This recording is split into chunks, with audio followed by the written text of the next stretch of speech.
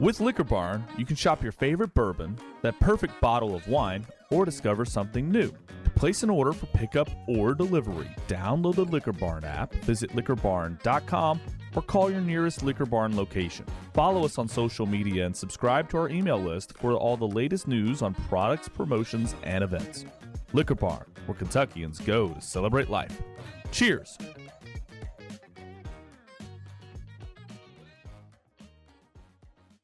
We could tell you that Penelope Bourbon's 4-grain stray bourbon whiskey is a multiple double gold winner at SIP Awards, or that Wine Enthusiast named it a Best Buy, or that Tasting Table named it one of the 12 best small batch bourbons under $40. But really, all you need to know about Penelope 4-grain is that it aims to please.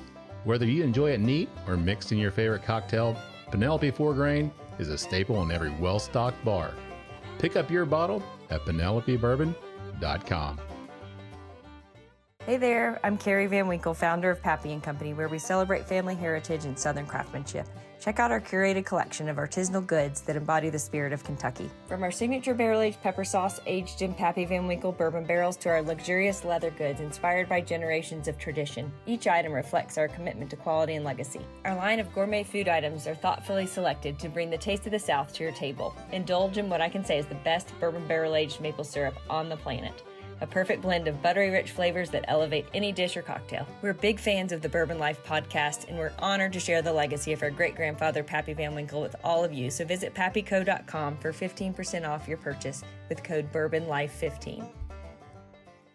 Limestone Farms bourbons are like a secret portal to a world of rich flavors where high proof meets smooth satisfaction.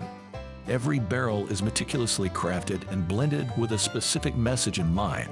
Experience clean delineated flavor profiles that will have you engaged from the first sip to the final drop, making your palate beg for just one more taste.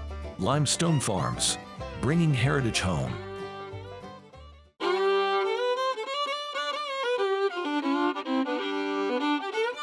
Welcome to the Bourbon Life Podcast, your source for all things bourbon. Join your hosts, Mark and Matt, as they drink and review bourbons, share news about upcoming events, interview the who's who in the bourbon world, and, most importantly, bring you along for the fun of living the bourbon life. Now, here's your hosts, Mark and Matt.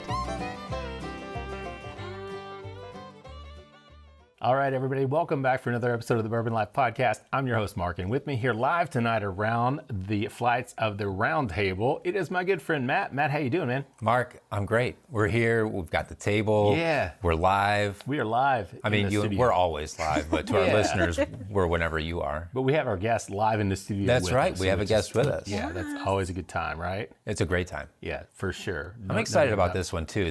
Yeah, it's a little different for us, but it's going to be a lot of fun, man. I'm excited about it as well. But this brings a lot of my background. It does. Anytime I get to talk with someone else that knows a lot about cooking, a chef, I'm excited. Yeah, Matt has worked in culinary arts a bit in his past as well. So we'll really? Yeah, so he's been looking forward to this one. Yeah, we kept that as a secret, so now You did. surprise. I know. Yeah. I know. No, I'm excited. Yeah, for sure. But Matt, have you kept up with the Tour de France? I always have to ask since it's Tour de France season, man. It is Tour de France season, and I have been watching. Yeah, we had the big gravel stage. That was kind of crazy. exciting, and otherwise, it's been pretty flat. But let's get to the mountains, right? Yeah, that's exactly right. Let's start to shake it up. It's going to be awesome. I can't wait. We'll see how things shake out. So, but be on the edge of your seat for the Bourbon and Bicycle podcast coming soon.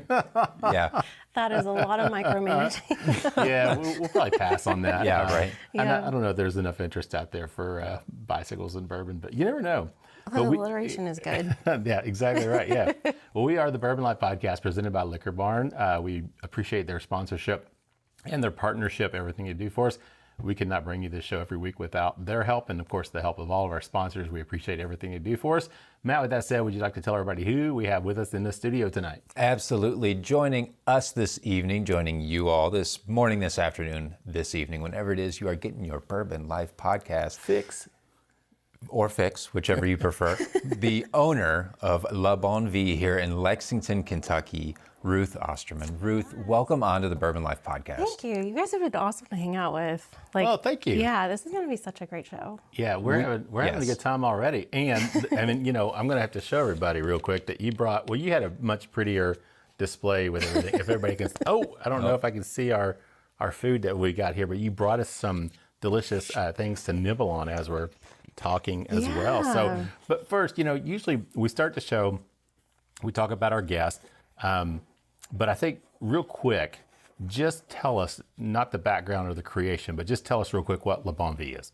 So we are a personalized professional chef company that we primarily do allergen-friendly, nutritionally focused meals for clients, and we deliver that to their house. So we really want to take away the bottleneck of, it's 6 o'clock, I just got home, I haven't thought anything about dinner. Right. What am I going to do? So you could have DoorDash and it might be okay, but you spend $50. Or you have a consistent chef that knows who you are, takes the time to prepare it just how you like it, and then it puts it right in your refrigerator. Nice. Just like Mary Poppins. So, but Sounds all right to me. It's a win-win, Yeah, right? I mean, yeah. how could you go wrong with that?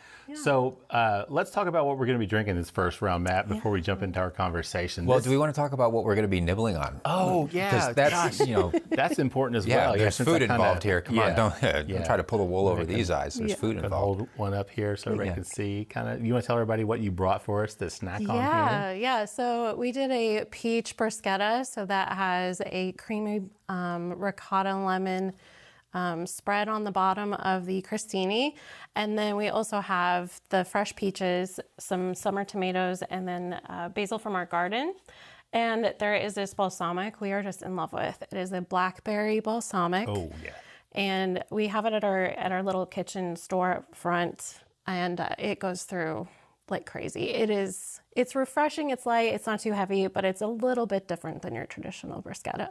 Awesome. Well, I have yet to take a bite, so I'm gonna ask you some questions, and you can tell us some stories. And while you're talking, then I'm gonna yes, that's totally I'm gonna cool. dig in while that's going on. But all right, now I'm gonna talk about what we're gonna be drinking on this first round. Matt, this is a bottle that was sent to us. Never Say Die. They put out their bourbon earlier this year. I think I have a bottle of that as well somewhere. This is their rye whiskey. So Matt and I were kind of talking what would go good with this, and kind of came on thinking that maybe a rye would kind of offset because it's so sweet with the peach and maybe balsamic-y.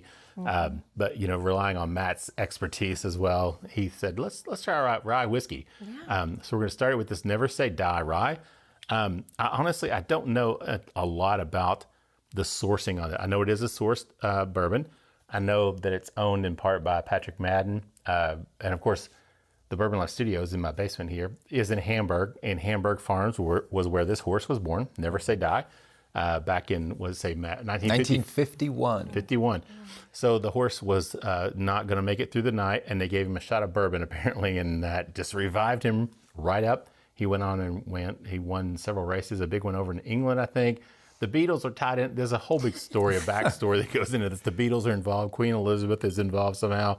But anyway, fun story. Never Say Die. I don't know where this rye is sourced from. It is Kentucky straight rye, so it is a product of Kentucky. There's no age statement on it that I see, so that has to be older than at least 4 years old then. So, but they ship the barrels from Kentucky over to England. I think that's part of the journey, part of the story as well. And they end up, I guess, bottling over there, or they ship them back here maybe in bottle. Anyway, I've never had it before. So Matt, what do you pick up on the nose on this one, man? I like the nose. It's good and thick. Like it's got a creamy nose to it. I would picture this mash bill being heavier corn content than some of like a 95.5. So maybe this could be like a 51 or 60. Like a Kentucky, kind of a Kentucky rye. So some of that sweetness of the corn comes through, but there are some bright notes. Like I pick up a little bit of lemon. There's a touch of herb on it as well. Some of like summer herbs come through, almost like a little pineapple. To me, there's like something bright real toward the end on the nose as well. I think the nose is absolutely lovely though. Yeah, this is really beautiful. I got a little bit of like apple blossom from it. You know, like it's not too floral, but it's got kind of that freshness of like the outside. I like that. Yeah. Yeah, the corn is definitely really sweet in this one. Yeah, that's the thing that kind of stood out to me initially was just how sweet it was. Yeah. Almost like a sugary sweetness.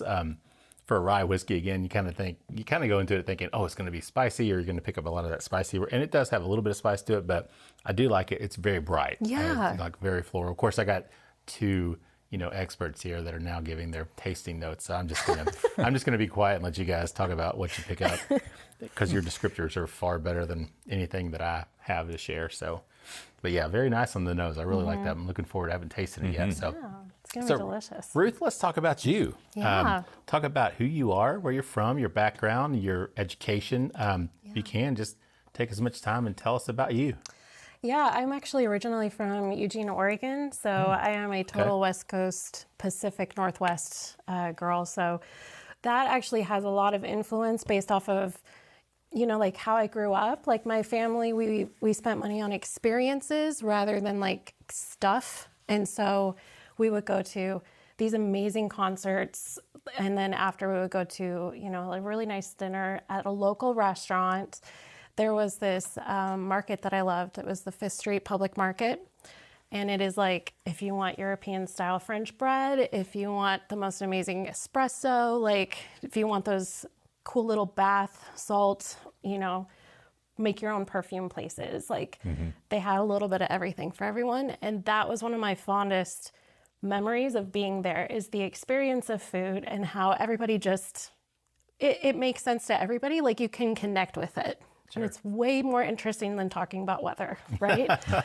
So as far as that goes, that was a really cool thing that, like my parents were able to do for me and my sister. So we lived in Oregon for a little bit and then moved to Missouri, which was a bit of a culture shock compared to, the different kinds of food there. But where'd you live in Missouri? I'm just curious. Rolla, Missouri. Okay. So it's like a little bit southwest of St. Louis. So, but I ended up going to the Cooking and Hospitality Institute of Chicago, and it's a Le Cordon Bleu program. So the original one is the one that Julia Child went to in France.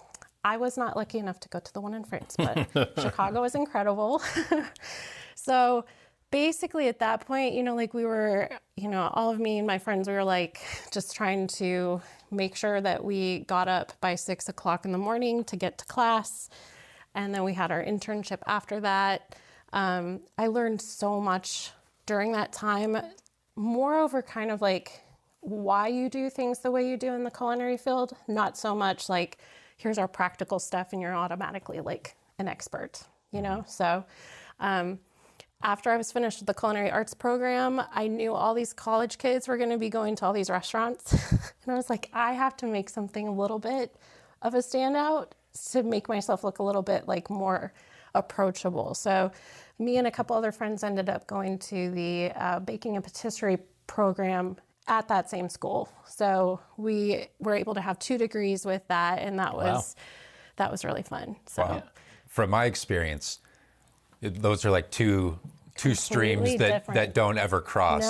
No. If you go to culinary school, like don't give me butter and flour. Don't make me. Don't give me a recipe I have to follow. Exactly. If I gotta weigh anything out that isn't like an exact roux, I don't want to touch it. Exactly. So wow. So you did it. You went whole floor. All in. Good for you. And I mean, because really, like I enjoy rules when they make sense to me. If they don't make sense, then I'm kind of like, I don't know if I want to do that. But like the reason why a cake comes out the way it comes out and everyone is so happy to eat it is because you followed that recipe, right? So there is a science component that my, chef nerdy heart just loves, because I like knowing how things work together. But then with the culinary part, you get to have that creative freedom where you open your fridge up and you're like, I don't even know, but let's see what we have. And then you come up with something really cool and you're like, that was me. Look at what I did. Yeah. So growing up, did you decide that's what you wanted to do? Or was it? Yeah. I felt a little bit of like guilt from this, because like in high school, everyone's like freaking out and they're like, I don't know what to do with my life. And there's that expectation of, you have to figure it out by the time you get into school. So you pick your major and your minor, and you are expected to go that traditional route. I always gravitated toward cooking. I enjoyed having other people eat something delicious and feel relaxed and feel comfortable. And also the fact that all these different flavors can be combined in so many different ways. It was just a really cool practical part of the science that I really enjoyed. So my family is definitely an academic family. So you go to school, you go to college, and it doesn't have to be exactly what you went to school for, but they want you to take what you learned and apply it somehow. So I was like, culinary school is pretty cool. Yeah. And I can get an actual college degree at the same time. So yeah, it worked out really well. I really enjoyed it. So I'm going to ask you this question. Which is your favorite? Matt was talking about two completely different opposites. So can you say that either the baking part or the actual cooking, do I have a preference? Do you have a preference? Yeah. Yeah, honestly, they're so completely different that I enjoy parts of both of them for completely unrelated reasons. Yeah. So usually whenever I'm in a baking mood, I kind of want to focus and turn my brain down a little bit and have some calm, and you're hanging out while something's baking. Yeah, right. But then if I'm in this mood where I'm like, oh, I don't really feel like cooking or chopping or anything, if I start cutting an onion, I'm in the fridge and I'm like, oh gosh, I have this and this and this, and this sauce would be delicious. And it lights up a totally different side. Yeah. Yeah. That's really cool. So now I'm going to ask you this question, put you on the spot. Have you always been, or are you a bourbon fan? So funny story about that. So my husband and I moved here in 2012 from Ohio. So in Ohio, they definitely, it's very similar to Missouri where they are fruit wine forward. Okay. You don't go to Ohio for a Cab Sav or anything like that, but somebody's got a really amazing persimmon wine that they've created. So I came from that to Kentucky. I was at Whole Foods at when they were at Lexington Greenstone. Oh yeah. Uh-huh. And I stopped in the alcohol department and I was like, hey, I really want to get something local. Do you have any local wines? And the guy was so sweet. And he was like, oh, honey, I have bourbon. I was like, duh, of course you have bourbon. So I ended up picking up a bottle of Rowan's Creek. Oh, yeah. I got some Jenny's. They had a Madagascar vanilla bourbon ice cream. And I stood outside my patio, poured a little splash of bourbon over the ice cream. Oh, yeah. I was like, this is not bad. This is okay. Yeah. So, when I was in culinary school, we definitely had a sommelier class where we did tastings of different spirits and wine. Right. But it was, it's a 6-week class. So aside from that, coming to Kentucky was my real introduction to bourbon. Yeah. Yeah. But now you're a bourbon drinker. I love bourbon.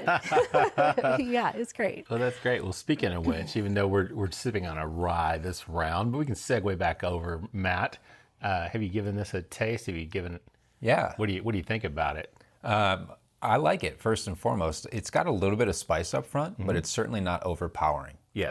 Then I think some of that sweetness from the corn comes through and balances out really well with the rye spice. Some of those green peppercorn, white peppercorn come through with rye spice on it. There's a little bit of baking dough or a fresh dough note to it as well. I was actually hoping to get more herbs out of this, a little bit more bright summer notes. Right.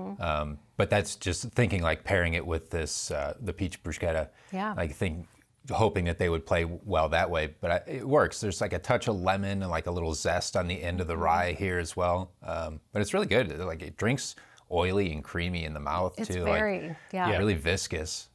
I can't really find too much wrong with this at all. What did you think about it with the Peach Bruschetta? I think it pairs really well. I think the crostini on it and the ricotta, that little bit, the lemon and ricotta and the crostini, first off, I think that balances perfectly with the peach and the summer tomatoes and the basil, but I think this rye really helps to tie the bread and that ricotta together with everything too. Yeah, that toastiness. Yeah, that's a gluten-free baguette actually. Oh, no kidding. Nice. I know, it's a Char brand. It's oh yeah, Char. it's delicious. We try to do as much gluten. I have rheumatoid arthritis, so we try to do as much gluten-free as we can. Yeah, I gotta watch those anti-inflammatory except properties. when I want to get on a beer kick, have to drink some beer. But other than that, yes, the Char brand is something that we are big fans of their stuff. But yeah, Matt, I mean, I agree. It's funny because I took a sip and I don't know if it was like the sweetness. Somehow something combined, it almost gave me like a bubble gum kind of flavor in my mouth. The sweetness, it was kind of unique. It was like,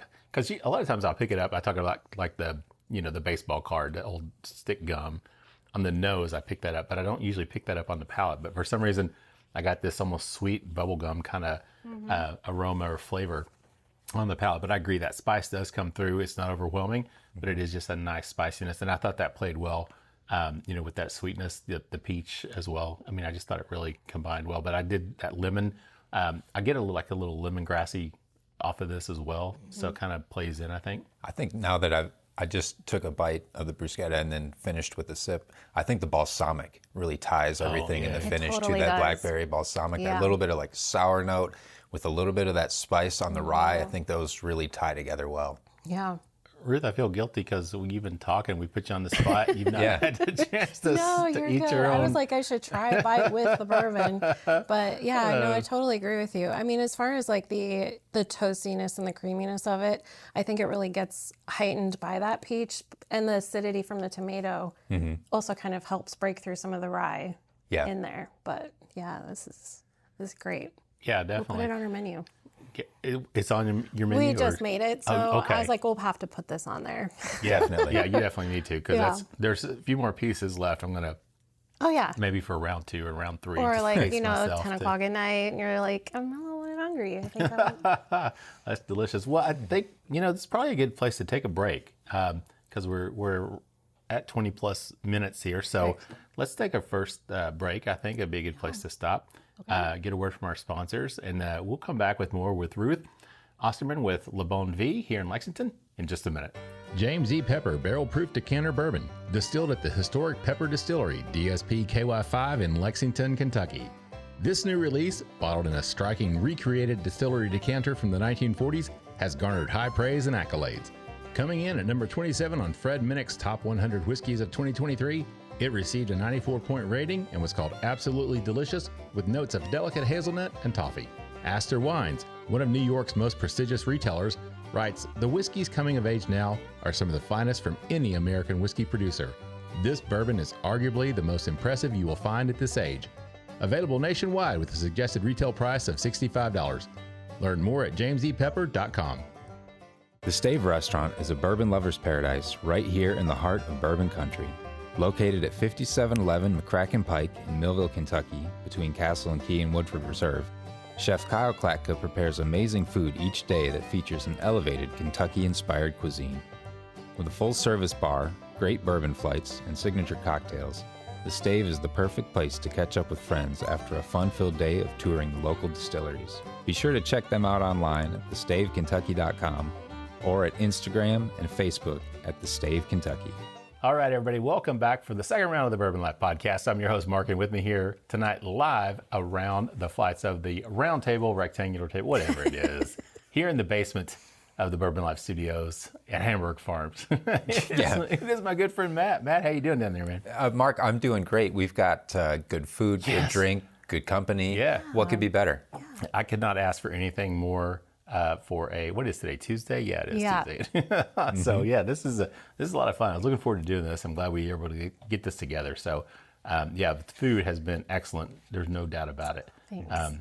And the guest has been quite nice as well. So we're having a great show, drinking some really good whiskey as well. So I'm kind of surprised by the first round, the Never Say Die. I wasn't expecting much from that, but I actually really enjoyed that. Yeah, I got to agree with you. Yeah. So kind of I don't know why I'm surprised, but maybe because there's, the whole story and the whole tying all the Beatles. I'm like, come on. I mean, that's a stretch, right? But still, if you got good whiskey, you got good whiskey. It doesn't matter, right? So good for them for that. But we are the Bourbon Life Podcast presented by Liquor Barn. We appreciate their support and sponsorship, everything they do for us. We could not do this show every week without their help. And of course, all of our other sponsors as well. We appreciate them. Matt, with that said, would you like to tell everybody again who we have with us tonight? Absolutely. Ruth Oesterman is the owner and also personal chef at Bonne Vie here in Lexington, Kentucky, and we've got her back for the second round of the Bourbon Life Podcast. Ruth, welcome on back. Thank you. It's been fun hanging out with you guys. Yeah, thanks for sticking around. Thanks for not leaving. Oh my gosh, no, you guys are amazing. I love it. Thanks for not taking the food, too. No, the food stays here. Woo. All right. Yeah. Well, this round, we'll go ahead and talk real quick about what we're going to be drinking. This is the Spring 2024 edition. I got the little sample bottle here. Thank you, Heaven Hill. They sent this out. This is the Old Fitzgerald Bottled in Bond, 100 proof. This is their 10-year-old, so this is the Spring 2024 release that just recently came out. We got the sample bottle here, got that poured up. Of course, this is a wheated bourbon, so instead of rye and the mash bill, of course, it's corn, wheat, and malted barley. I don't know what the percentages are. I can't tell you, unfortunately. I did not look it up, and it's not on the little sample bottle, so I can't tell you that. I just know it's a wheated mash bill. So with that said, Matt, what do you pick up on the nose on this one? This has a really sweet nose to me. There's a lot of fruit. I pick up a lot of red fruits, like berries, like really luscious, rich berries. Almost like nothing sweet like a strawberry, but like blackberry or even like currant or something, like just really luscious, kind of almost red wine-like, but bright at the same time. There's that little bit of wheat toast that I sometimes will pick up. Cherries, maybe even like a white cranberry type note. There's like a little punch of something sweet, but really nice. It's just like a really, really lovely nose. Yeah. Yeah, I was thinking like plum, honestly. Yeah. Like there's a bit of a tannin aspect to the plum, especially if it's not quite ripe, so it kind of has that sweetness and that floral note, but it's also a little citrusy at the same time. Yeah, it's like kind of reminds me, we're talking about like fruited wine, like Midwest fruited wines, like some of the notes on the nose of this like could kind of fit in some of those like Lake Erie area, like fruit wines or something. Absolutely. I'm having a delicious blackberry wine from the Lake Erie region.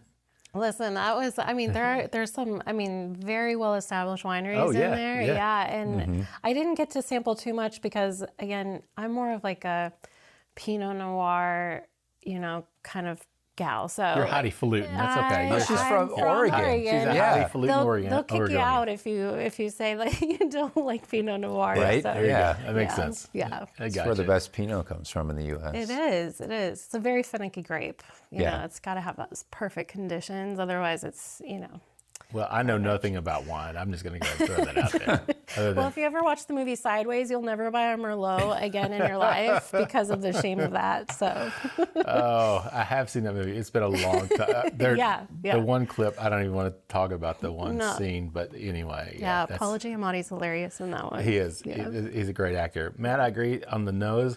Lots of nice notes. The fruitiness, I get the cherry that comes through. And I guess, coming from Heaven Hill, I think I picked that up a lot on their products. So it seems to come through. I get almost a little bit, you were talking about a little maybe tannic. No, I was getting a little bit of oak. Yeah. So maybe that's kind of your tannicky, oaky. Yeah, a little leathery, a little tobacco-y, but not too heavy. Not too heavy. Not too peaty. Yep, I agree. So, and I think that's coming from the age, the time in the barrel, 10 years. 10 years. You can get to that point where those notes start creeping through. Yeah. And as long as it's not overwhelming, like you said, it's really fun. So I can't wait. I'm going to take a bite of this and take a taste of this at the same time to see how that plays out. But let's talk about the business itself. Yeah. You've got a really cool story, and I think it was on your website that I read about it. Yeah. But talk about the story about how you kind of created what it was, how you started. Yeah. I've actually always wanted to be a personal chef, but in culinary school they don't lead you in that direction. Like, especially back in 2004, 2005, it was like, okay, hotels, restaurants, catering, especially in Chicago. So there was no personal chef class there. And Google at that point, like, just barely existed. And so like, it was not something you could just kind of figure out on your own. So I did do a lot of catering work. I worked at a lot of small local restaurants. I was really excited to be able to hone the craft, so to speak, even though that's a very overused term. But, we were able to really make sure like the skill set for fine dining was in place for anything else that I wanted to contribute. So we had moved here back in 2012, and my husband at the time was working for Montgomery County Fire and EMS. So at that point, we discovered that he had non-Hodgkin's lymphoma. So the stress of his work Sure. was like the tipping point. So we really wanted to make sure that he was supported as much as possible. So as far as like just trying to get through the day-to-day stuff, we didn't even think to ask for help. We didn't really, it wasn't a pride thing. It wasn't like, oh, we can't. We just were so like in it that it just didn't occur to us that, you know, we could say like, hey, could you bring me some dinner? You know, so, but actually his mentor, Steve, and his wife just popped over. They were like, hey, we brought you food. And she knew that I couldn't have gluten, and so she took that into account for everything. Down to the salad dressing, she was like, I checked to make sure the salad dressing was gluten-free. But like, it was just this really simple salmon dinner, and it came with a really beautiful salad, and it wasn't anything crazy, like fancy over the top or anything, but like the relief that I felt that I didn't realize that I needed, like instantly set in. And so being able to offer that to other people in that kind of meaningful way, it was really like light bulb moment for me, you know, because when you're working in the back end at a restaurant, you're in the back, right? Like you don't interact too much with like your patrons. And, you know, I'm an introvert, so like that's totally fine for the most part. But, you know, I do really enjoy the community, you know, the community aspect of it. So we had that whole thing go down, and then actually a couple weeks later, the farm that I cooked at for a few farm tours, their owner's wife texted me, and she was like, I've had your food. I have all of these, you know, health needs that I need to figure out how to support. Can you cook for me? And how much? And do you do this? And I was like, yeah, totally. So I went on Google and I was like, how much do you charge for a personal chef service? I met her at Starbucks. We chatted, and she was my first client. So really, that was one of the really cool, strange beginnings that I didn't really anticipate, but it's been my favorite thing so far. Yeah. Yeah. That's really cool. And then, so actually starting Le Bonne Vie. Yeah. So that's how it started, was basically personal catering, but now you've got a storefront and everything, right? I know. Yeah. So tell us about that. Yeah. So we are actually, we were in the Pasta Garage incubator kitchen for a few years with Lesme. So Lesme's done a great job being able to bring, you know, small restaurant / food business owners a place where you don't need, you know, to pay $60,000 for a hood system, right? Because you don't have money. So we were there for a few years. But actually before that, I had worked at Wild Times Cooking School with Allison Davis. And so I was in that place. I transitioned out when I started my personal chef thing. She was super supportive. She's so great. But she texted me and she was like, you know, hey, like I want to spend more time with family. I kind of want to move forward. And I think you should buy Wild Time. And at first I was like, I wasn't in the headspace, right? I was like, that wasn't even on my radar at all. But she, you know, she knew me. So she kind of like reached out like another time. She's like, you really should, like, just think about it. And I was like, well, now I'm thinking about it. So yeah, we moved in August of 2022. Okay. And we literally unpacked all our boxes, got the cutting boards, the olive oil, salt, pepper, and the herbs out. And then we just started right back into the swing of things. So we are now able to, with that space, still offer cooking classes. So we do personal and also public cooking classes. We are now in the throes of our summer kids cooking camps. Fun. Yes, it is. It is great. I think tomorrow we're making chili, and the next day we're making sushi. So we to have a varied amount of things. But, you know, we also do our personal chef meals, which are, you know, tailored to nutritional needs and any specific allergies. We also do small batch catering and also private dining as well. So when you say private dining, so like you go into people's homes to do work there? Yes. And also with our storefront, we do have, it's a fully private space. So you're not dealing with a bunch of people coming in, but you could bring a group and do like a team builder or have a birthday party. And we have like, we could do a full course plated dinner. We could have it where you guys are cooking a little bit and drinking a little bit and, you know, kind of setting in. There's so many different ways to connect with that. I did a dinner over there, it was years ago, before you all owned it, back when it was Wild Time still, Yeah. and it was in the kitchen area, Yeah. and we just had like a group, I don't know, maybe 6 couples, maybe 5 or 6 couples, sitting around, and they were cooking, but we were hanging out and kind of sampling and drinking bourbon. Yeah. And it was a great time. I mean, it was a lot of fun to do Yeah. that. Would you say it was a wild time? Nah. Wait, put up. It's the first time I think that joke's ever been made. Really? Wow, on the I first know. one? Yeah, no, kudos to you. Yeah, Matt. Wow.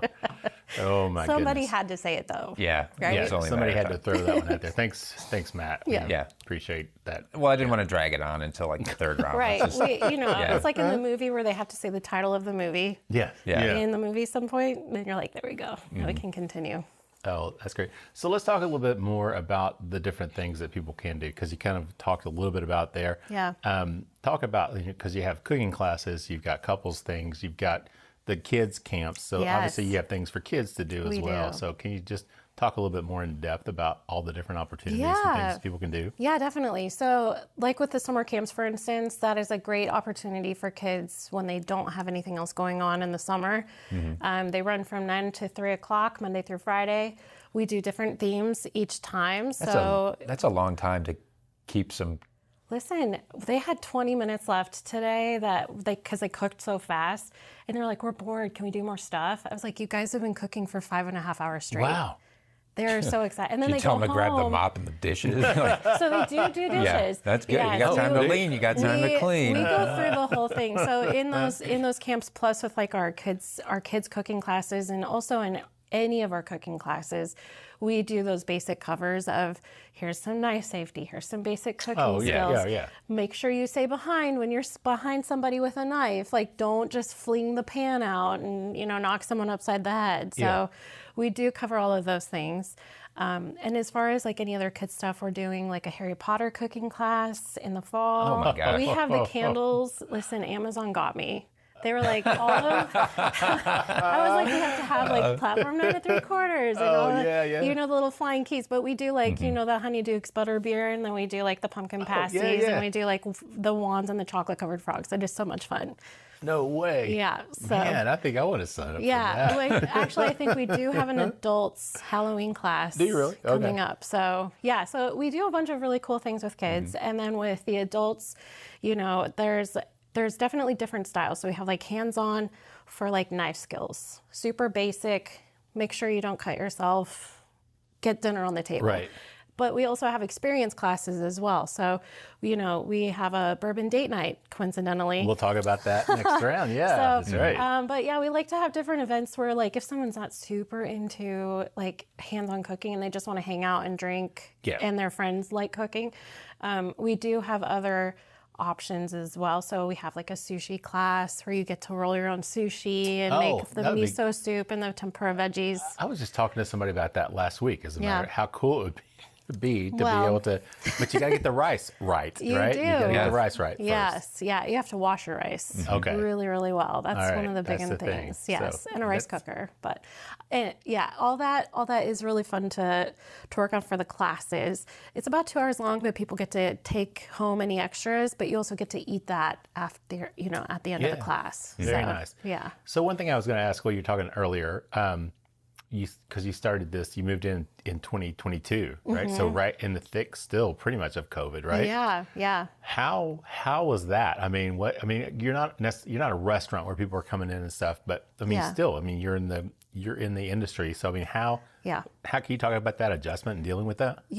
So we started 2015 and it was in people's homes initially, and then we moved into like a commercial kitchen space. So while, we got to see how all the food industry in Lexington had to, kind of like approach what was going on, we were able to still give that confidence to all of our clients to say, hey, you don't have to worry about anything because we're going to have it business as usual. And I think being able to offer that consistency without it being like this whole upending thing, because everything else had upended, was really special. Like that wasn't something I anticipated. Not that any of us anticipated that, but the fact that we were able to keep our clients getting food and they didn't have to figure out what everyone else had to figure out, which was okay, now my food's in a hot box. It's on the side of the road. Right. I'm going to make sure I get the right order. Hopefully nobody stole it. Like, Yep. you know, My groceries are sitting in the garage for the next 48 hours. I love Instacart, so. Yeah. Oh my Yeah. gosh. Yeah. Yes, we went through that. My wife would take, she'd leave them in the garage in a bag and spray them down with Lysol and and leave them out there, for 24 hours at a time sometimes. So it affected you, but not really to the extent that it had an impact. I mean, you were still able to be consistent with everything. And we were super grateful. Yeah, and we also kind of transitioned a little bit in that meantime of like when people still wanted to have dinner parties, we would offer a chef set up. So we would go into the kitchen, but no one else was there. And obviously, like, made sure all the precautions were taken into account. But we set it up as if a chef was there. Okay. And then it was designed in such a way so that nobody had to do work, prep it, put it in the oven or anything like that. Yeah. And then we left. And then they came in and they ate. So it was still, we were able to offer that experience. It was just a little tweak. Yeah. Yeah. So, but as far as the cooking classes goes, we didn't start that until 2022. And because Allison had created such a great brand with Wild Thyme, and because I had worked with her for so long, it was very familiar and it was super seamless as far as getting all that. Yeah, you knew everything. So the synergy of transferring from the business before to putting your own, because you're putting your own spin on things, correct? So you still kind of stay true to Wild Thyme and things there, but at the same time you had the wherewithal to do your own spin on it. We wanted to definitely honor the spirit of Wild Thyme, especially because of the brand that it was. And then also being able to give that story and heart that Bonne Vie is known for and just put those together. And it has been really, really amazing. Like, I'm excited for what's going to come up next. All right, so we're almost at the end of the round, so we're going to jump back to the whiskey. But before I do that, I wanted to ask you one question because I saw this on your website a couple of weeks ago when I was looking at it. It says in flight. Is that really a thing? Oh my gosh, it's so much fun. So we do, especially because of the horse industry, and also with the college and everything. We are in the private aviation sector for their catering. Okay. And then Louisville heard about us and Cincinnati heard about us. And then there's that one airport in Indiana that's still technically a Kentucky airport. I don't know. There are so many. But it's really cool. So basically, as far as like their pursers and their handlers go, like they call us, they set an order, they say, this is what we want, this is how we want it, this is an oven airplane or it's a microwave airplane. Yeah. So we need to make sure with like the altitude difference and the hydration difference and like who's working on that. And the plane galley is this big as the table. So it's a challenge, but it's really cool to be able to get into that side. Yeah, I mean, that's great. Everybody dreams, I think, of owning their own jet. It's like, I just can't imagine being like, oh, I need food. I'm just going to call the Bonne Vie. Can you guys just cater and bring me food to the airplane, please? Listen, give it 5 years. Yeah, you'll have a Bourbon Life. The Bourbon Life private jet. There you go, Matt. There you go. I saw there was a Top Chef episode many seasons ago where they had to cook airplane food. Yes, I did see that one. Yeah, that one. That's cool. And I mean, honestly, like just, again, taking into account, making sure that the bread, like when we make sandwiches, like we put a damp paper towel on top and then we wrap it in the saran wrap because it's going to get dry. It'll dry out. And so we really want to make sure they don't, sous vide scrambled eggs. Wow. That kind of stuff. It's really cool. So has anybody ever said, we need you just to come with us? Just hop on the plane. We keep trying. We're always like, if your suitcase is a little heavy, like don't pay attention. We're just going to stash away and jump on board. We'll prepare it for you personally on board, right? Yeah. I mean, we have shipped meals to other states before. Yeah. And that's really cool too. But we're always open to our clients letting us tag along. That's and really cool. I saw that and I was like, a couple weeks ago, and I was like, I've got to ask you about it. It's been so much fun. Yeah. It's a whole nother art form. Very cool. So let's talk about this whiskey, Matt. Jumping back to this Old Fitz Bottled in Bond Spring 2024 edition, 100 proof, 10-year-old whiskey in the sample bottle. How pretty. What do you get on the palate and the finish on that? It's warm and sweet right up front. Wow. Like, to me, it almost drinks more like a rye on the front of the palate than the Never Say Die did. Like, it has this that more spicy. It definitely does. It hits for with sure. more a lot of cinnamon, like cinnamon, brown sugar, almost a little like molasses or ginger. Yeah, I was thinking like a cobbler, kind of like a peach cobbler of sorts. Nice. Yeah. I bet it pairs really well with the bruschetta. Hey, look at that.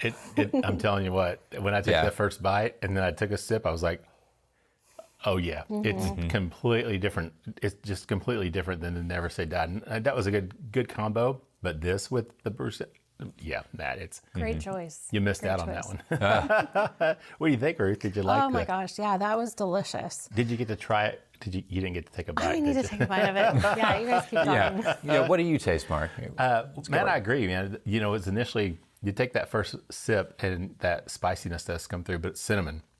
I like that. That sweetness, cinnamon, like a cinnamon red hot. Yeah. Kind of carries through. But the combo with that bruschetta was just, That is so good. it was a super, it was just like, Wow. all of a sudden, like that, I think the wheated bourbons kind of have more a creaminess profile to me on the palate.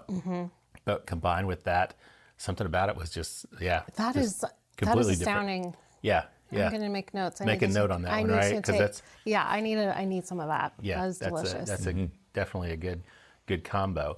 So we are at the end of round 2. So why don't we just take a quick break, get a word from our sponsors, and we'll be back with more with Ruth Oesterman from Bonne Vie here in Lexington in just a minute. Three Chord's line of whiskeys embody the spirit of creativity. The whiskey is a true collaboration between producer and composer Neil Giraldo and master blender distiller Ari Sussman. The Three Chord team of expert blenders, coopers, and sensory professionals have developed a multi-step process they call Perfectly Tuned Taste. This process begins by carefully selecting the finest bourbon and rye whiskeys from Kentucky, Tennessee, and Indiana, and then blending them together. Find out more about the whiskeys and distribution in your area at www.threechordbourbon.com. Welcome to Old Dominick Distillery, a family-owned craft distillery nestled in the heart of downtown Memphis. Founded by descendants of Domenico Canali, a pioneering Sicilian immigrant who made Memphis his home in the late 1800s, Old Dominick is steeped in history and tradition. Old Dominick prides itself on offering a diverse selection of whiskeys to satisfy every taste. Whether you're a seasoned connoisseur or a curious newcomer, you'll find something to love, including an 85 proof Tennessee whiskey, bonded Tennessee whiskey, a single barrel Tennessee whiskey, a 90.1 proof bourbon, and coming this fall, a cask strength bourbon. Each bottle of Old Dominick whiskey is crafted with care, featuring unique mash bills that offer a variety of high and low proofs. This dedication to quality ensures there's a perfect pour for every whiskey enthusiast. Old Dominick whiskeys are proudly distributed in several states, including Tennessee, Kentucky, Missouri, Georgia, Arkansas, Illinois, and Mississippi. Can't find us locally? No problem. You can conveniently purchase our products online and have them delivered straight to your doorstep. Ready to explore the world of Old Dominick? Visit our website at olddominick.com to learn more about our history, discover our products, and find a retailer near you. All right, everybody, welcome back to the third and sadly final round of the Bourbon Life Podcast, because we're going to be out of food soon. Daggone it. I'm your host, Mark. And with me here tonight, live in the Bourbon Life Studios, otherwise known as my basement, around the flights of the round table, it is my good friend Matt. Matt, how you doing down there at the opposite end of the table? Mark, I'm doing great. We are getting ready here for the dessert course, if one might say, the third and final round of our three-course podcast tonight. Yeah, for sure. Well, we are the Bourbon Life Podcast presented by Liquor Barn. We appreciate their support. Couldn't bring the show to you guys every week without them and our other sponsors, so we appreciate everything they do for us. With that said, Matt, you want to tell everybody who we have with us? She didn't leave. She stayed. That's right. That's what we got, another one to stay for all three. That's right, man. I mean, so far we did, at least. Let's not jinx ourselves here. But back again for the third round is Ruth Oesterman, the owner of Bonne Vie here in Lexington, Kentucky. And we are so delighted to have you back. Oh, thank you, guys. It's been so cool. And honestly, these bourbons you picked are perfect to go with us. Thank you very much. We appreciate that. You know, Matt's got the killer palate down there. So you know some stuff. He does. Well, it's all from working in kitchens. Yeah. One of the kitchens I worked in specifically, we had more or less carte blanche of like a huge rack of spices and ingredients, and then we were just encouraged to play. Yeah, I love that. That's one of the best parts of working. And that's where I learned so much about combinations of flavors and learning what different spices and different herbs taste like and what they taste like together. And so I try to connect that when I'm tasting a bourbon, like what does this remind me of? And if it's something, okay, well, what was in that recipe? Like, what were the components? What really stands out? What shines from it? Yeah. And I imagine you're able to do the same, especially like from working in catering, you get to do so much. Yes, we do. A whole, like, because you're not say like at an Italian restaurant where you're cooking Italian food all the time, which is nothing to say that there's wrong with cooking Italian food all the time. Italian. Yes. Absolutely. But as a caterer, you and meal prep especially, you are like your quiver of the arsenal of tools we have. Yes, especially when it comes to the nutritional aspect, we have some folks that can't have any nightshades whatsoever. Speaking, to any kind of like autoimmune condition, nightshades can be very inflammatory. So being able to come up with something like a no-mato, quote unquote, tomato sauce, like there are so many aspects that you have to think about. What does a tomato bring when you eat it? And how do we copy that? How do we make that taste delicious without somebody thinking, oh, I guess I just can't have that flavor anymore, especially Italian food. Like that is such a popular cuisine. And if someone has a nutritional need that they can't have garlic or onion or tomatoes or whatever, which is like staple, like it is really cool to be able to pull from your knowledge of like, okay, I tasted this with this particular food one time. I think that would copy over to this other option that we could give to, any one of our clients. Very cool. Yeah. That's why, I mean, he worked in the industry, so it's great because I admire him for his ability just to pick things out like that. Like he tastes something and you can see it's like, oh, and you can just tell it's like, he's searching the data banks in there and it's like, oh, it reminds me of this. Exactly. Is what I taste. Matt, there was one thing, what did you call the one time, was it kudzu? No, was it, what? Kudzu's good. Well, not kudzu. What was it is there a spice? Sumac? Sumac, not kudzu. Love sumac. Sumac is one of my favorite spices. So he called that sumac on something once, and I'm like, what? The poison kind? I'm thinking poison sumac. I'm like, wait a second. That's the wrong one. I know. Yeah. I quickly learned that it was the wrong one, but I'm just like, so stuff like that, I would have no clue what sumac. No idea. So yeah, it's very, very interesting to watch Matt work his pull magic. it apart. It's really, really cool. So it is fun. A lot of fun. So this round, let's talk about what we're going to be drinking. This is a bottle that was sent as well, Green River. Love those guys down there. Part of they're with Bardstown Bourbon now. Bought out by Pritzker Capital that owns both of them, but working with Bardstown Bourbon now. I'm assuming this was distillate from Jacob Call when he was still there. It doesn't say how old it is. Unfortunately, I can't tell you. This one, what is this? 100, 17, is that 117? It is, 117.3. Oh boy. Yeah, so this one jumps up there. This is the Green River Full Proof. So this is the newest release from them. I have not tried it yet. I've had this bottle for a month or two. They just put this out. But I've just been sitting on it waiting. What a perfect opportunity to get it out and share it and try it. So Matt, what do you pick up on this one? Ruth, you see how I do that? I never put myself on the spot. It's okay. I'm the same. I'm always like, Matt, what do you taste? Tell me all your thoughts. What do you think? Yeah, tell me what you think. And I agree with Matt. Yes. Well, we've been doing this for 4.5 years now, so it's a system, right? I'm used to it. I realize I'm going to get it's poured in the glass, and within about 2 minutes, I gotta tell everybody what I think. Gotta get to work. I gotta BS everybody. I mean, it is like 90% just what you think in your head, and then you get to talk about it in a really beautiful way. What Matt always says. What do you always say, Matt? I don't know. When you say, if you say it. If you say something confidently enough. Exactly right. You say it with confidence. Everybody think you. I know. Yeah. If Julia Child dropped a chicken on the floor, nobody knew about it. She just kept going. Yeah. Everybody else would start dropping. They'd be like, "That's what we should do." Yeah, that was the secret. Yeah. Yes, it would be. We could spatchcock it by dropping it and stepping on it. Oh yeah, there you go. I love a spatchcock chicken. The new spatchcock chicken, right? All right, Matt. What do you pick up, man? Sorry about that. Oh, no problem. This, I think, Ruth, you commented that this is different from the first two that we drank, and it is. It's certainly different. I think, to me, I get a lot of rye spice on this, like some more of the herbs, those like bright kind of floral, almost like fresh cut flower stem. I was thinking fresh cut grass and honeysuckle, something like that. Yeah. There's like a lot of springtime floral notes. There's still sweetness and creaminess from the corn, but they're bringing some brightness to it as well, and some pepper in there. Touch of oak. This one, to me, we talked a little bit about maybe some tannic oak or some presence of the oak on the Old Fitz. To me, this has just like a really nice, like those toasted, charred, like sweet, kind of marshmallowy type note comes across a little. Yes. Maybe even like a little licorice, like just a tiny bit. You know, even just like that licorice root, not like the candy, but like the herb itself. I get a little sumac. I don't. But no, I agree. There's not much more I can add to this. But yeah, it is different. You know, like you said, completely different than the other two, but very nice, but bright floral.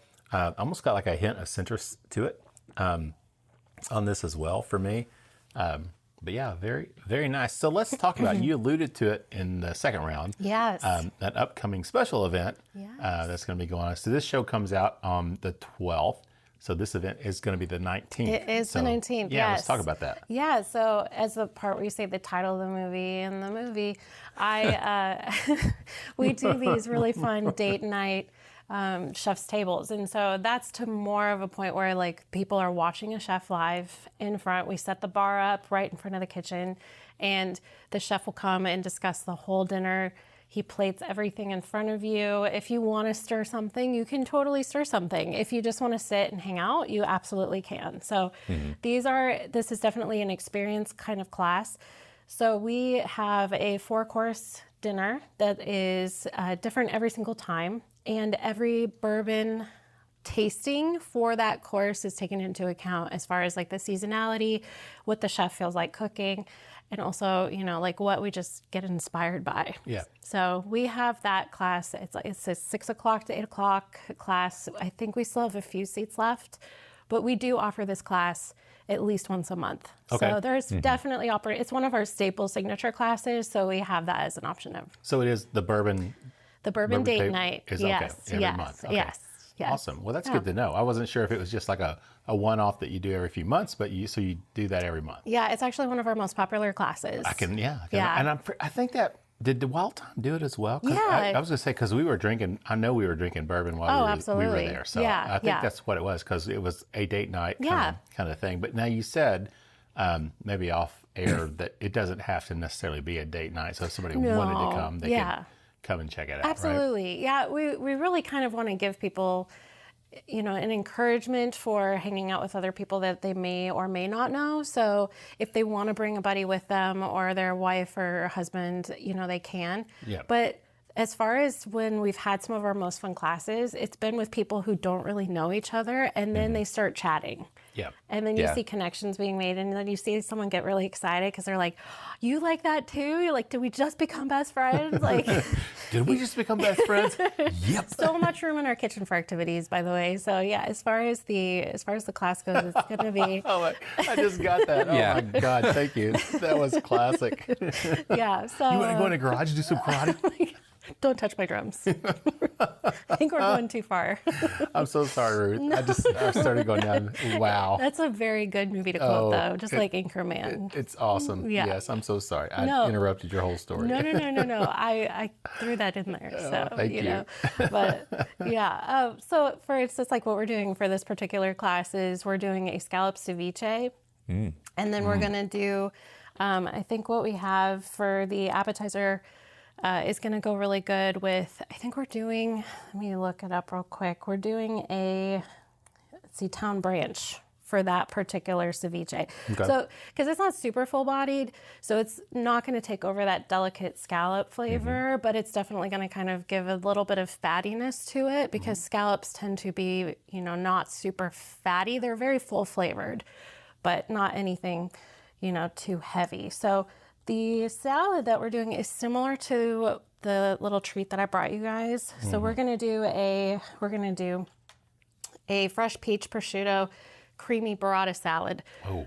And we are gonna feature that blackberry balsamic because it's just delicious. It is. So that one, I think we're gonna be doing a Woodford double oaked because, you know, it's kind of a bit of the char, kind of similar to what we're discussing here. Like, it's not super, super heavy. It's not really heavy on the rye, but it's definitely very, when you're drinking the double oaked. So as far as the main course, we're doing a habanero peach glazed pork chop, garlic whipped herb potato puree, and charred broccolini. And that broccolini, when it gets that beautiful crisp on it, it's so good. So good. So that one we're going to be pairing, with the Elijah Craig. Okay. And That's I mean, one of it's my a favorites. classic. We're like, okay, we're doing a classic pork chop, classic kind of like steakhouse-ish feel. So we wanted to have something that people were familiar enough with, but maybe not everyone's had it, with the habanero and the char from the broccolini. Like it adds something a little bit, unique to that. So the last course is our dessert. So we're doing a dark chocolate, flourless cake, raspberry coulis, and then a traditional vanilla bourbon ice cream. We're going to make that in-house. That sounds awful. I know. And we're definitely not going to have extra for all the chefs to have a little bit for, breakfast the next day. So as far as that one, we're going to do probably something about something with a higher ABV to kind of cut through that fattiness in the cocoa. We're thinking fighting cock, possibly. Okay. Yeah. And so, we kind of want to start, as the lower ABV and kind of climb just a little bit higher each time so that people are acclimated to that, but also like the dish itself lends itself to kind of pair well. So. And I think the fun thing about that too is the fact you don't have to be a bourbon aficionado to really appreciate that, right? I mean, you can be a foodie. You don't even have to be a foodie, but it's a great opportunity to come and see how different bourbons can pair with food, and I think that's really important. Yeah. We want it to be as with all of our food and all of our offerings. We want it to be interesting enough that you're curious, but not so unapproachable that it scares you off. Right. We want people to kind of go, oh, interesting, and then they eat it and they're like, I'm so glad I did that. Oh yeah. I think that's a great place that cuisine is going now. Of course, food and wine pairings forever have existed, but now seeing bourbon and other spirits being paired with food intentionally, not just I've got a glass of bourbon and I've got a steak. Yeah, we all know that that's probably going to work. Right. But to see the intentionality of it and putting courses together with the bourbon and the main or whatever you might be eating for a reason. I think there's a really, really great movement going on with that. And I think there's a lot of good stuff that's going to be shown in the future. Yeah, absolutely. I mean, I think because there has been, to an extent, with food plus, spirits in general, kind of like a good old boys club where you kind of had to have either somebody that you knew that was cool, that could get you into these places. Right. And also monetarily, a lot of it was so unapproachable on a dollar level that not everybody got that opportunity. And I think now chefs are really in a great position to offer that to everybody without having to worry about, I'm probably going to have to, pull out all the stops for someone to enjoy it. It's, here's what I was thinking. This is what we're going to eat. I would like you to try it. Yeah. So one thing I was going to ask you, and Matt, when we do is it for Thanksgiving? You make our Thanksgiving? Is that, or is it usually Christmas? around Thanksgiving? Or before Thanksgiving, I like to do a cooking with bourbon and rye episode where I cook 4 courses, each of them I use a different bourbon or rye in it, and then we drink that alongside. I like to do it right before the holidays with the idea of holiday entertaining. Absolutely. Something a little bit before all the craze and everyone's already made plans. Yes. Yes, that's a perfect plan. So that kind of leads me to the question, do you we talk about bourbon pairing with food. Is bourbon something that you all cook with, or that you cook with, is it something that you enjoy to use as an ingredient? Absolutely. Okay. And I mean, that's honestly if you're doing cooking or baking, you can treat bourbon like a vanilla as an enhancer to things. Okay. Yeah. So there's so many different applications where, if you're going to deglaze a pan instead of red wine or white wine, depending if you're, it's a light enough dish, obviously I wouldn't do it with a white fish or something that's going to get strangled, but you add a splash of bourbon to that. It doesn't always taste like the bourbon you put in, but it does sometimes more greatly enhance the ingredients you put together, which is really neat. So that's good. Have you ever deglazed your pan with? All the time. You get the flame. Yeah. Yeah, everybody loves the flame. I just did it last week. I don't know anything. Oh my gosh. I'm just going to sit down here and be quiet. Sauteing some apples with a little bit of brown sugar. Or a bananas Foster with some bourbon. Oh, okay. Yeah. Yeah. Okay. Yeah. I'm with you now. I'm with you. Yeah. I did have an unfortunate instance with a flame in my apartment at one point. So that's why you only have one eyebrow. Okay, This is why, yeah, my husband's a firefighter, so it worked out, it worked out great. So as far as we were cooking this, it was actually, we were using Scotch. Okay. Similar properties. Well, as there's far your as first ABV. problem right there. I know. Okay. Well, we were doing a Scotch night. Like we were like, let's cook Scottish food. Let's have Scottish stuff. Oh, yeah. So Oof. I had turned on the Kidney, hood. liver, heart. No, yeah, come on, guys. Oh my God, it's tripe. Yeah, I don't know. I don't think I'd pair that with bourbon. Yeah. Might have to have bourbon before I have the tripe, but yeah, we had deglaze the pan with a little bit of stock, and I was like, oh, there's a little bit of fond left on there. There's a little bit of that beautiful caramely bits, and I turned on the hood, and I forgot that I turned on the hood, and it was a little dinky apartment fan in the ceiling. Yeah. And the vapor. I didn't pour that much in. I will stand by. I didn't pour that much in. But I did light it, and it was just like, whoo, and my friend was like, Ruth. I was like, it's fine. It's not hot enough to catch fire. It's fine. Everything is fine. So. Wow. Yeah, just make sure you have like proper ventilation. Proper ventilation. That's very, very well said. So, yeah. So that's coming up on the 19th. Anything else coming up future-wise for you guys that you'd like to share with us? Yeah, I mean, we are getting ready for the school year for all the anxious parents to figure out what to do for food. So that's definitely when we get a big bump for our personal chef clients. And like I said, for, some of the classes we're doing with the Harry Potter class, and then we're also doing a gingerbread kids class. And, we really get geared up for the holiday catering and the parties. We do have a really big plan in the works. I can't say too much about it. Okay. But I will say that, my discussion about Fifth Street Public Market and how much of an impact that had on me is definitely where we kind of see a similar vibe with the Bonne Vie brand to be able to offer a meaningful kind of culinary experience for everybody. Okay. And also simultaneously kind of offer, like the incubator kitchen aspect where everyone's kind of working together, but then the public is available to see these people and not just have like a door open and food, hang out.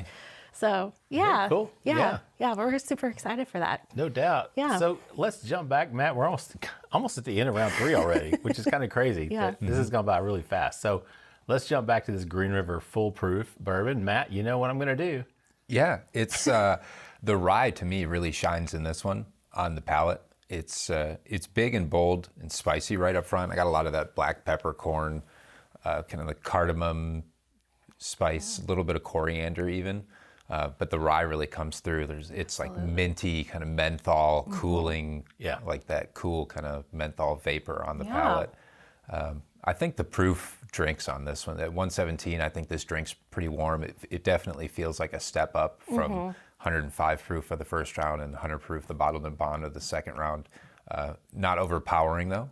Right. This is very drinkable. Yes. Yeah. Almost like dangerously so. Yeah. Yeah. Maybe it's because we've had 2 others. Could be. Yeah. Yeah. But we're going to go with Yeah. that. There's like a little bit of like pie dough or like pie crust kind of comes through in the end too. There's like a touch of baking spice with it. Yeah. Yeah. Lovely. I think this drinks really well. I didn't know, I'd seen these full proofs coming out of Green River and didn't know what to really expect with it. But I think it hits on a lot of great flavor profiles. Yeah.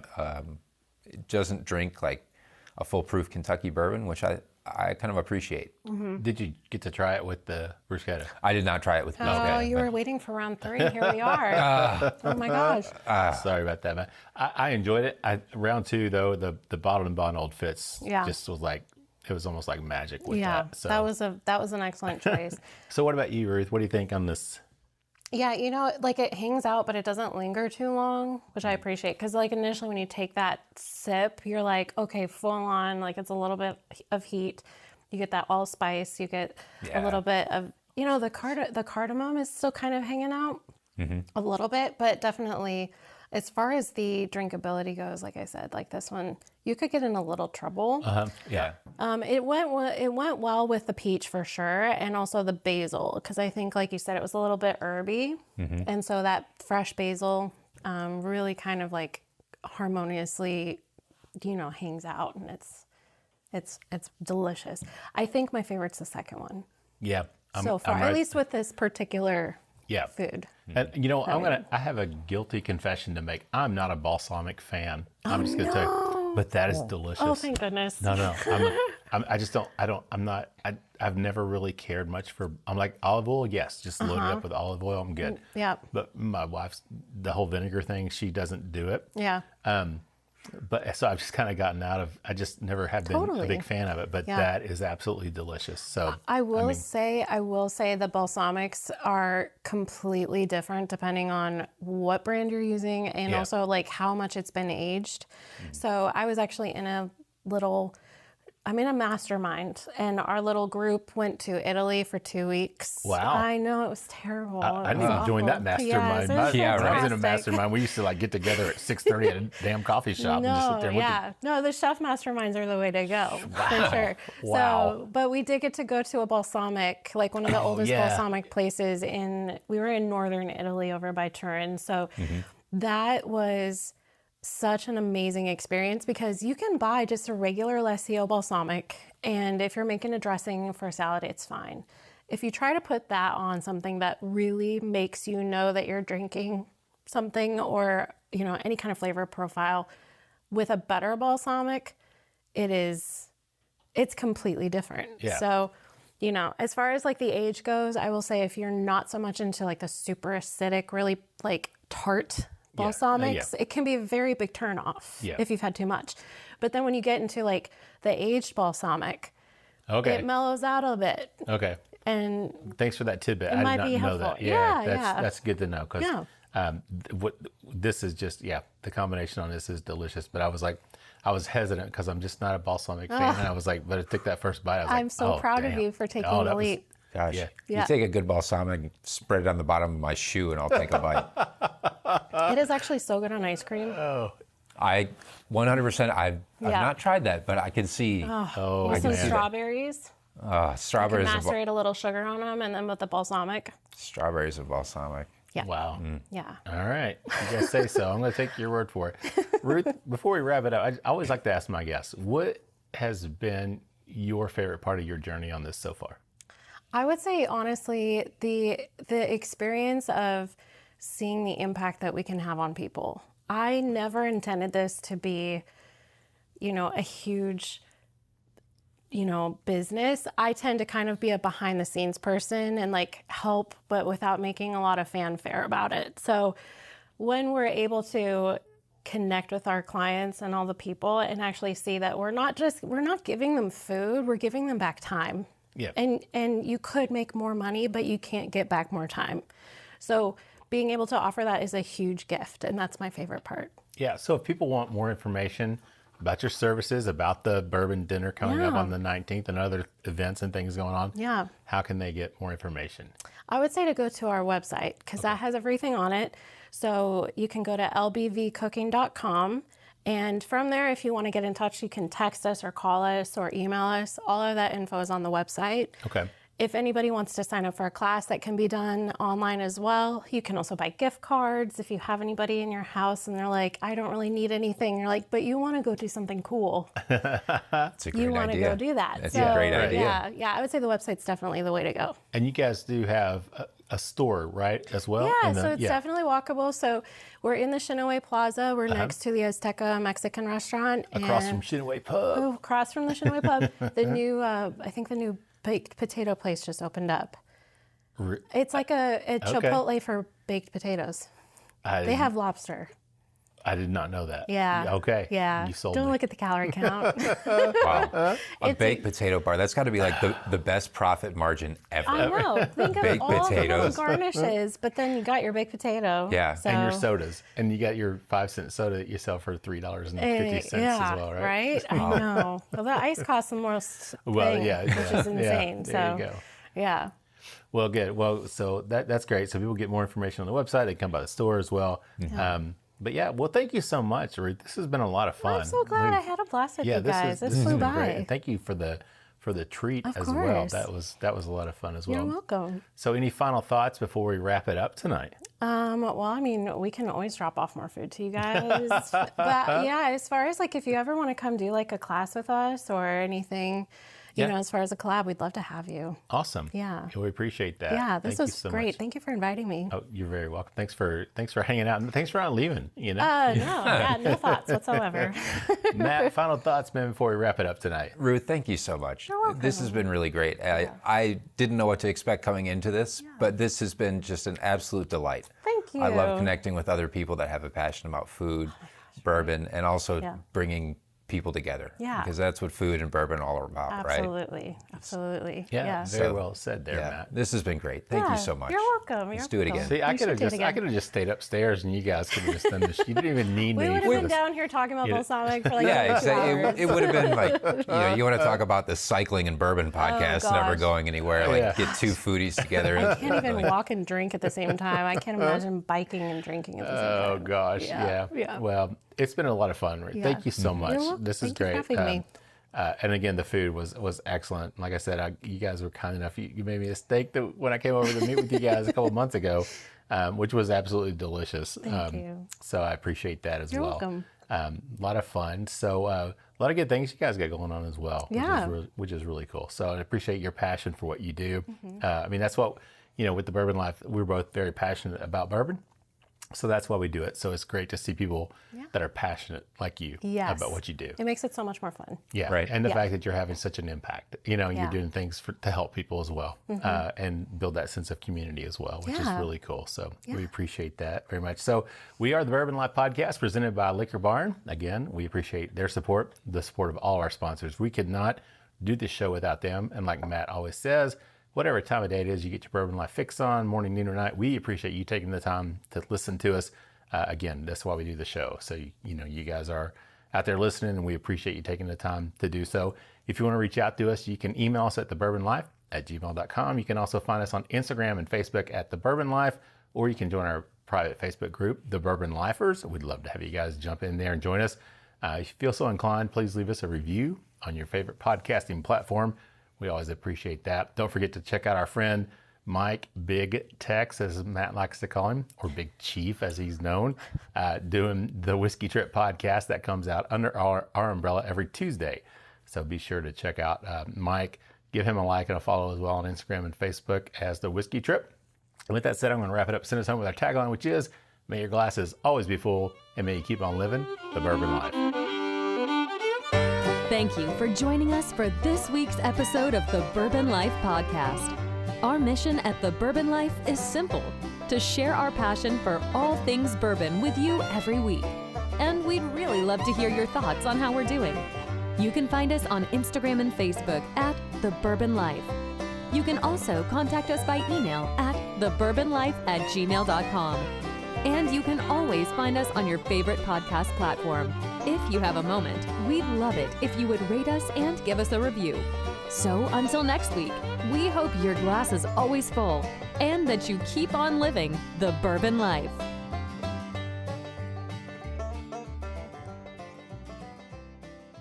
Welcome to the kitchen table at James B. Beam Distilling Company, where every visit is a celebration of tradition and flavor. Did you know that the kitchen table is nestled right within the heart of the distillery? That's right. You can experience the essence of James B. Beam's legacy while savoring their delectable dishes. Join them every Wednesday through Sunday from 11 a.m. to 5 p.m. for a culinary journey like no other. Planning a special event? Let the kitchen table be your host, creating unforgettable memories for you and your guests. And don't miss their exclusive Behind the Beam tour and monthly Claremont Supper Club events, which will feature their 2024 Knob Creek releases at their dinner on July 18th. For more information and reservations, visit beamdistilling.com. The kitchen table at James B. Beam Distilling Company. Come as a friend, leave as family.